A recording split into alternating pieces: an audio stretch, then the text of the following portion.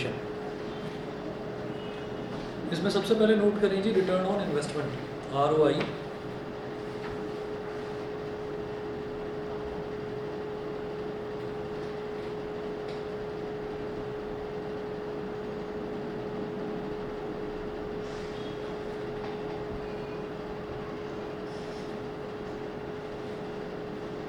ROI return on investment. इसमें note करिए ROI is equal to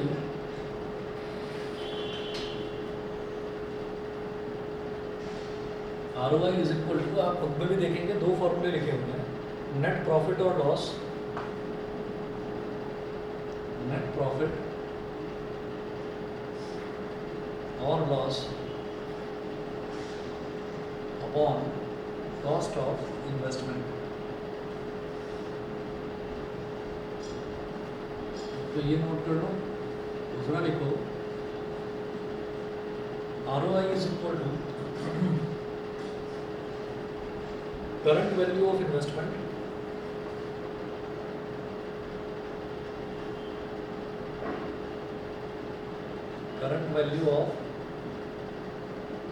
investment minus cost of investment.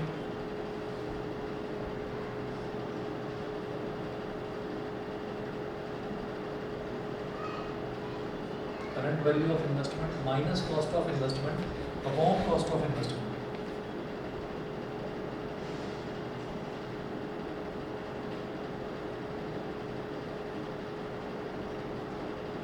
Current value of investment minus cost of investment upon cost of investment.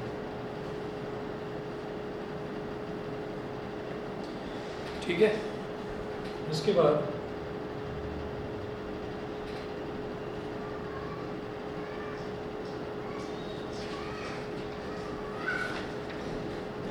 एक formula और note करें, क्योंकि ये इससे पहले वाले चैप्टर से रिलेटेड है तो ये आपको पता नहीं होगा, इसलिए इसको लिख लीजिए। Total dividend earn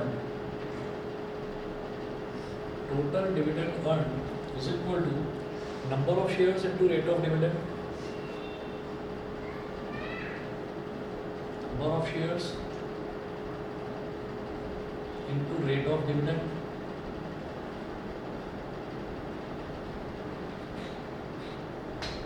number of shares into rate of dividend into face value of one share, face value of one share, number of shares into rate of dividend into face value of one share। देखिए इसमें क्या होता है, rate of ये जो return of investment है, return of investment में हम क्या करते हैं कि हमने जो भी चीज़ इन्वेस्ट करी उस पर हमको रिटर्न कितना मिल रहा है, मतलब हमको कितना प्रॉफिट हो रहा है या कितना लॉस हो रहा है।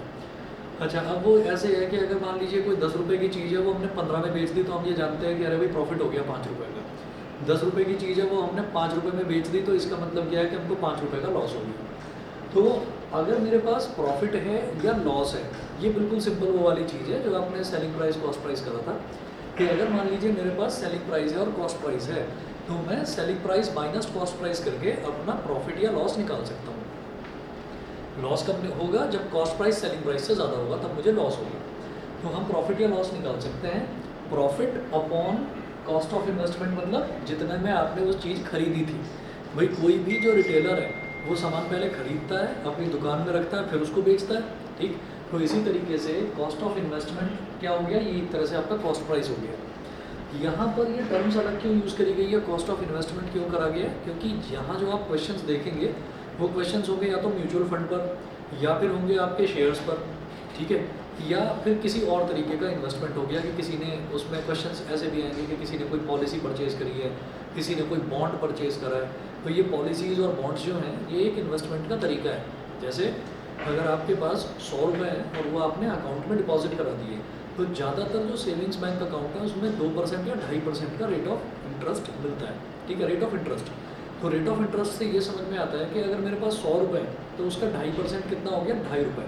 तो मेरे को 100 रुपये अगर मैंने अकाउंट में रखे हुए हैं तो मुझे 1 साल बाद वो 2.5 रुपये का रिटर्न दे देंगे, 2.5 रुपये मेरे को मिलेंगे। अकॉर्डिंगली आप देखिए 100 की जगह अगर 1000 है तो 25 रुपये का इंटरेस्ट मिल जाएगा, 1000 की जगह अगर 10,000 है तो 250 रुपये हो गया, और वहीं अगर 1 लाख है तो वो 2500 रुपये हो गया। ठीक है, तो इस तरीके से हमारा रेट ऑफ जो रिटर्न है वो इस तरह से हमको बताता है कि भाई आपको प्रॉफिट है या लॉस है।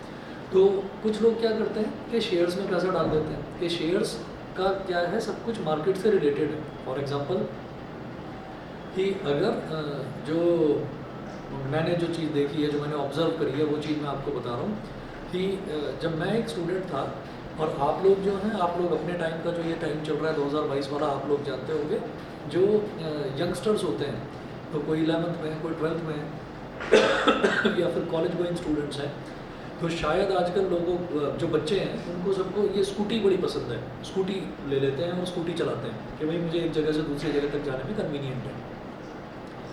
जो मेरा टाइम था तो मैंने अपने टाइम पर देखा था कि मोटर बाइक चलती थी बहुत ज़्यादा, स्प्लेंडर, तो स्प्लेंडर चलाते थे बॉयज़, और जो गर्ल्स थी वो चलाती थी हीरो पुक एक मोपेड आती थी, वो चलाती थी, तो वो बड़ी फेमस थी। फिर धीरे धीरे टाइम इवॉल्व हुआ, टाइम धीरे धीरे चेंज हुआ, एक ट्रैक्टर कंपनी है आयशर मोटर्स, EICHER, तो उस ट्रैक्टर कंपनी ने क्या करा कि ये जो मोटर बाइक आती है रॉयल एनफील्ड, तो उसने रॉयल एनफील्ड को परचेज़ कर लिया। रॉयल एनफील्ड को परचेज़ करके आयरन का इंजन बनता था, कास्ट आयरन का, उन्होंने उसको एल्यूमिनियम का इंजन बना दिया। तो एल्यूमिनियम क्या होता है, लाइट वेटेड होता है, तो उसका माइलेज बढ़ गया, उसमें थोड़े मॉडिफाइड फीचर्स दे दिए कि बटन से स्टार्ट हो जाती है, लाइट वगैरह, वो थोड़ा बहुत उन्होंने चेंज करा। और वो मेरी जनरेशन वाले सब लोगों ने देखा, और आप भी देखते होंगे कि मोटर बाइक सबसे ज़्यादा अगर कोई बिकती है तो रॉयल एनफील्ड बिकती है। ठीक है, आज से 10, 12, 15 साल पहले नहीं बिकती थी। तो जो लोग थे जिन्होंने मतलब रद्दी के टोकरे में जिनके शेयर पड़े हुए थे आयशर मोटर्स के, 5 रुपये का या 10 रुपये का शेयर था, वो इतनी तेज़ी से ग्रो कर रहा है और आज भी ग्रो कर रहा है। किसी का 1200 रुपये का एक शेयर हो गया, किसी का 1300 रुपये का एक शेयर हो गया। तो आप ये सोचिए कि इसका मतलब क्या है, ये चीज़ जो है ये सब मार्केट लिंक्ड है। तो सब लोग ये सोचते हैं, फॉर एग्जांपल ये एस्ट्रोजेनिका कंपनी को कोई जानता नहीं था, ठीक है, लेकिन कोविड आया, किसी को पता भी नहीं था कि ये कोविड आएगा और ये कंपनी जो है ये इतनी बड़ी वैक्सीन बना देगी जो विदेशों को हम लोग एक्सपोर्ट करेंगे। तो उसके जो प्राइस है, शेयर्स के प्राइस, वो लाखों में पहुँच गए।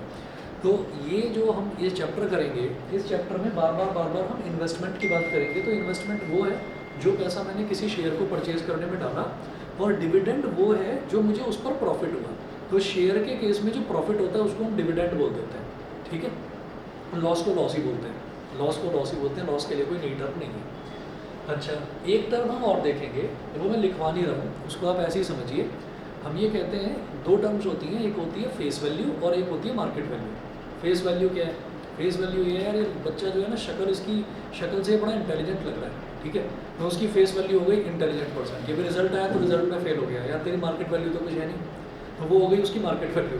तो दो चीज़ें हो गई, एक हो गई फेस वैल्यू, एक हो गई मार्केट वैल्यू। तो फेस वैल्यू ये है कि आप दुकान पर गए और आपको कोई शर्ट पसंद आ गई, तो वो शर्ट मान लीजिए 1000 रुपये उस पर लिखा हुआ है, तो जो उस पर प्रिंटेड है ना, वो 1000 रुपये, वो उसकी फेस वैल्यू है, क्योंकि उसके फेस पर, उसके चेहरे पर वो छपा हुआ है कि ये शर्ट 1000 रुपये की है।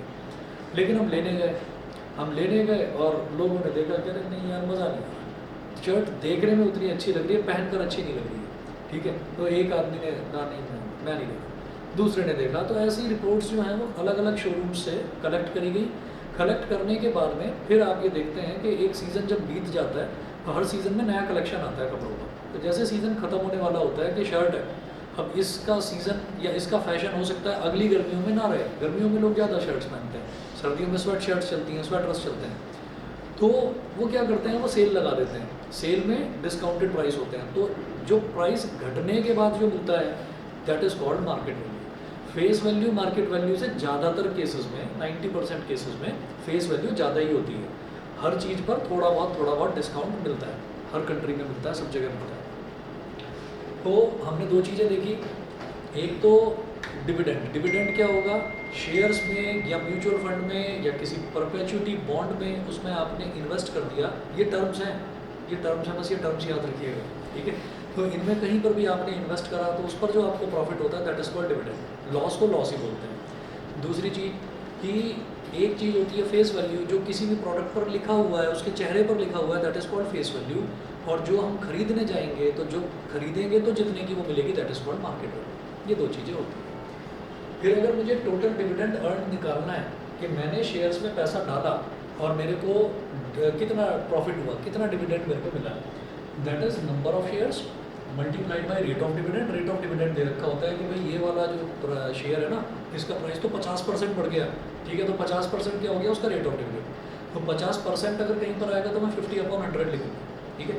तो rate of dividend into face value of one share, face value of one share यानी कि उस पर जो लिखा हुआ है, that is called face value. अब इसका क्वेश्चन देखते हैं सीधा, example number 1।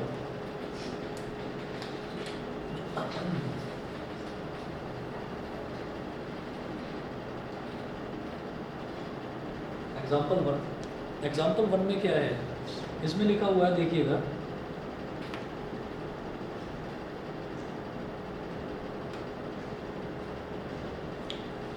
a man invests rupees 9,600 on rupees 100 shares at rupees 80, ठीक है, on rupees 100 shares at rupees 80, तो 100 रुपये क्या हो गया उसका, बताओ।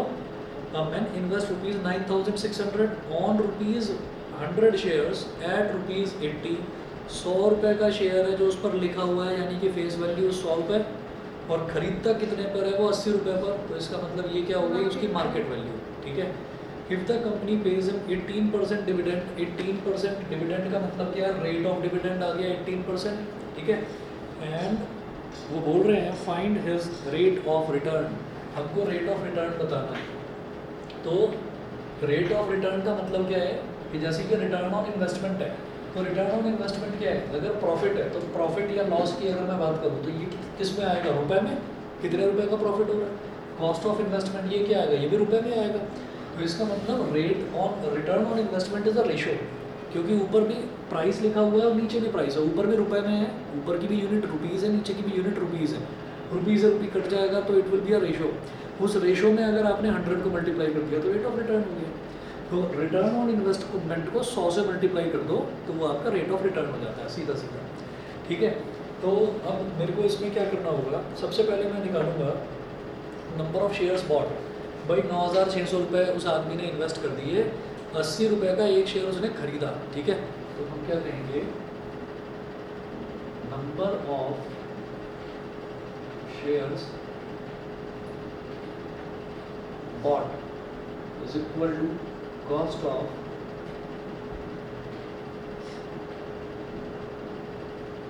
number of shares bought is equal to cost of investment upon market value of one share, एक शेयर की market value of one share. तो ये कितना हो जाएगा आपका,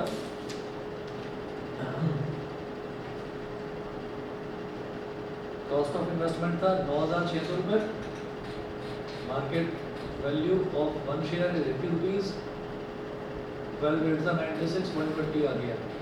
तो 120 शेयर उसने खरीदे हैं, ठीक है। अब कैसे निकालते हैं भाई, return on investment, net profit या loss upon cost of investment. ये जो प्रॉफिट है यही तो डिविडेंड होता है, यही तो डिविडेंड होता है।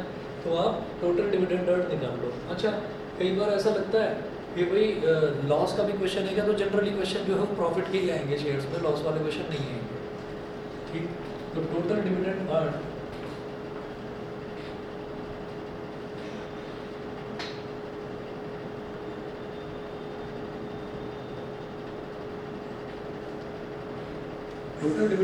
is equal to number of shares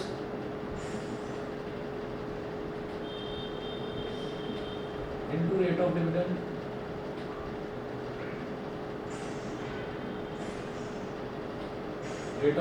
into face value of one share। Face value of one share तो देख लीजिए भाई, नंबर ऑफ शेयर्स कितने शेयर हमने खरीदे, 120 शेयर, रेट ऑफ डिविडेंड कितना दे रखा है, चेक करो जरा, 18%।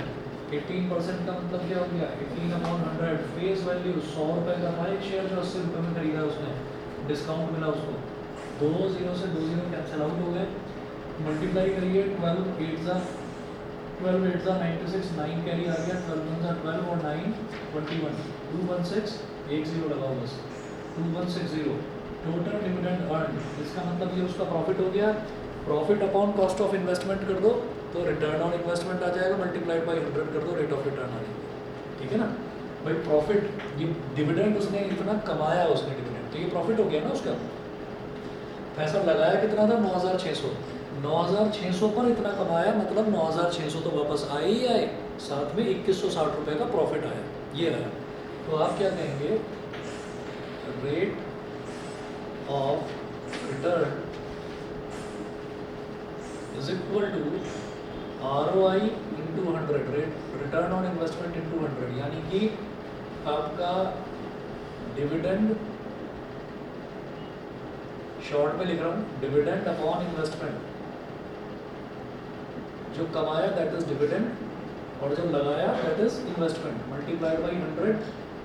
डिविडेंड कितना आया 2160, इन्वेस्टमेंट कितना था 9600, मल्टीप्लाइड बाई 100, 2 0 से 2 0 कैंसिल, 12 8 का 96, 12 8 का 96, 12 1 का 12, 21 minus 12 is 9, again 96, तो 12 8 का 96 और 0, 8 से फिर से डिवाइड करेंगे सीधा सीधा, 8 2 का 16, 18 minus 16 is 2, 2 0 20, 8 2 का 16, 20 minus 16 is 4, 4 0 40, 8 5 का 40, तो 22.5% का उसको जो उसने इन्वेस्टमेंट करा था उस पर उसको इतना रिटर्न मिल गया। ठीक है जी, अगला क्वेश्चन देखिएगा, एग्जांपल नंबर 2। एग्जांपल नंबर 2 में है कि a person has an initial investment of ₹50,000। Question समझना, in an investment plan, in an investment plan मतलब कोई भी प्लान है, कोई म्यूचुअल फंड वगैरह कोई स्कीम है। After 2 years it has grown to ₹60,000, find his rate of return. तो 2 साल के बाद में क्या हो गया, जो उसने 50,000 रुपये लगाए थे अब उसको जो है वो 60,000 में कन्वर्ट हो चुके हैं, तो प्रॉफिट हो गया 10,000 का, 10,000 अपॉन जो कॉस्ट ऑफ इन्वेस्टमेंट थी बस multiply by 100, rate of return आ जाएगा। ये मिटा रहा हूँ इधर से,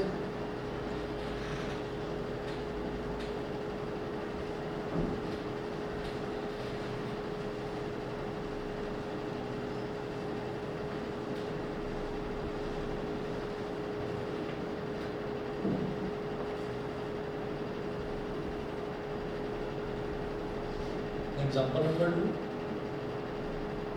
नंबर 2 में हम यहाँ पर रेट ऑफ रिटर्न की बात करेंगे। सीधा लिख रहा हूँ मैं, rate of return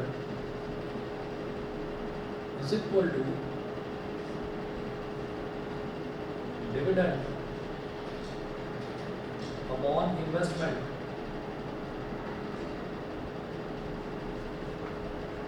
into 100, dividend upon investment into 100। ये जो डिविडेंड है ना, डिविडेंड अपॉन इन्वेस्टमेंट इंटू 100, ये जो डिविडेंड है ये उसका प्रॉफिट है। ठीक, अब वो प्रॉफिट क्या है, उसने 50,000 से उसको 60,000 की इनकम हो गई, टोटल उसने जो कमाया मतलब वापस जो उसके पास आया वो 60,000 आया, तो प्रॉफिट कितना हो गया 10,000 का। तो आप यहाँ पर डिविडेंड लिखते हैं, डिविडेंड मतलब प्रॉफिट, तो 60,000 minus 50,000, this is his profit और डिविडेंड, और कॉस्ट ऑफ इन्वेस्टमेंट कितना था 50,000 रुपये, multiplied by 100, 60,000 minus 50,000 is 10,000 upon 50,000।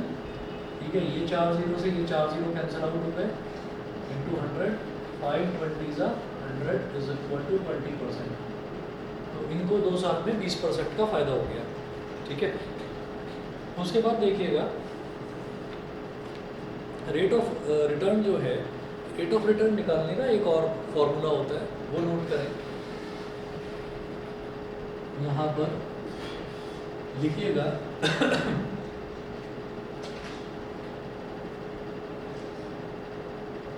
पहले रेट ऑफ रिटर्न लिख लो ऐसे, रेट ऑफ रिटर्न। ठीक है, फिर लिखिएगा generally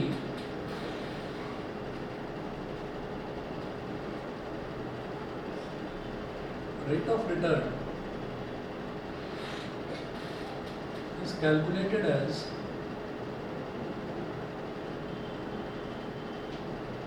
ROI into 100, return on investment में 100 को मल्टीप्लाई कर दो तो आपका रेट ऑफ रिटर्न जनरली तो ऐसे आता है जैसा अभी हमने एक दो क्वेश्चंस में देखा। उसके बाद नेक्स्ट पॉइंट लिखेंगे, investment in share market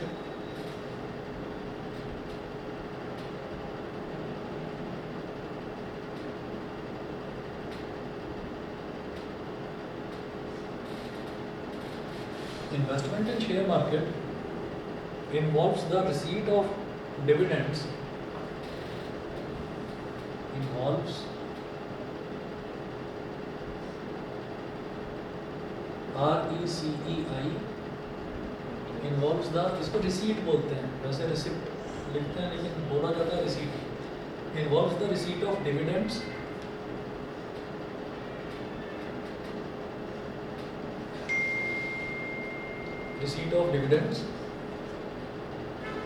and a capital gain or loss, and a capital gain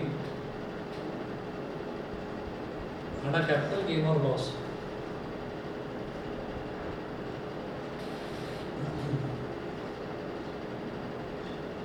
Suppose a stock is held for 1 year. Suppose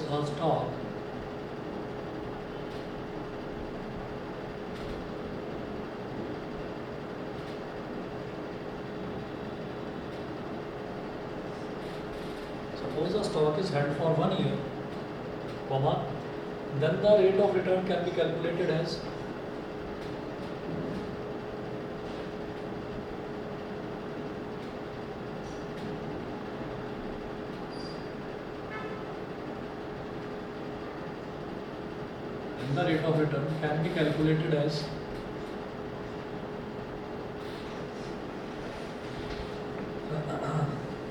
लिखिएगा D1 plus P1 minus P0, D1 plus P1 minus P0, D1 plus P1 minus P0 upon P0 into 100। ठीक है, जो result आएगा वो percentage में आएगा। लिखिएगा where P0 is price of shares or stocks at the time of investment,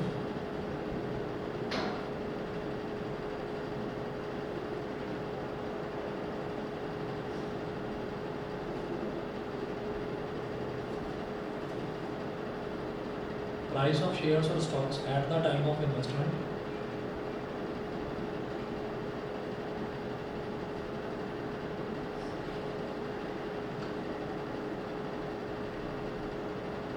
P1 is price of shares or stocks at the end of the year,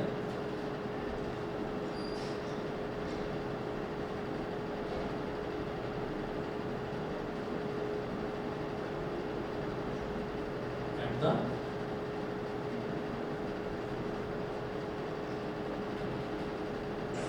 the end of the year, और D1 हो जाएगा dividend earned during the year.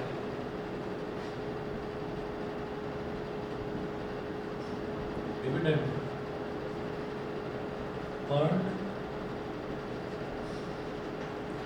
during the year,